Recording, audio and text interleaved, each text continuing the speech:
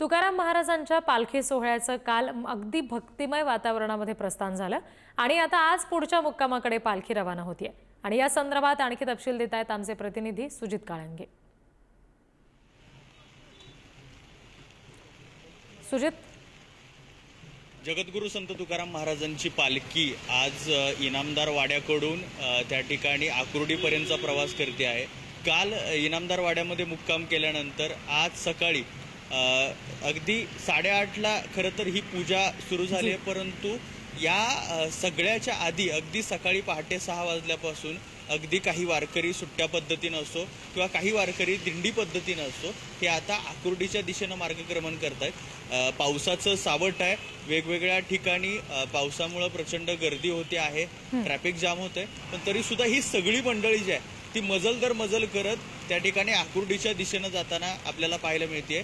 तर अशी अनेक जी माणसं आहेत ती माणसं कालपासूनच त्या ठिकाणी प्रवास करतायत। काहींनी काल इनामदार वाड्यामध्ये मुक्काम केला, परंतु काही जी मंडळ आहे ती मंडळी मात्र कालच आकुर्डीच्या दिशेनं रवाना झालेली आपल्याला पाहायला मिळते।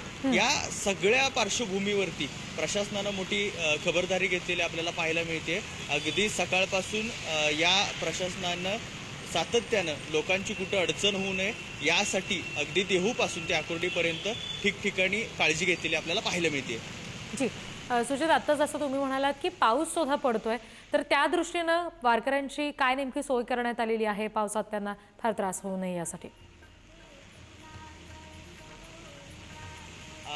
खरं तर पावसाच्या पार्श्वभूमीवरती ठिकठिकाणी जी वेगवेगळी मंडळ आहे ती वेगवेगळी मंडळी म्हणजे काही स्वयंसेवी संस्था असतील, प्रशासनाच्या वतीनं असो, सातत्यानं त्या ठिकाणी त्या अत्यावश्यक गोष्टी ज्या आहेत त्या वाटण्यात तर येत आहेतच, परंतु त्याचबरोबर जी माणसं काही आजारी असतील, काही वृद्ध असतील, त्यांना कुठंतरी आसरा देण्यासाठी ठिकठिकाणी काही विशेष उपाययोजना केलेल्या कालपासून पाहायला मिळालं।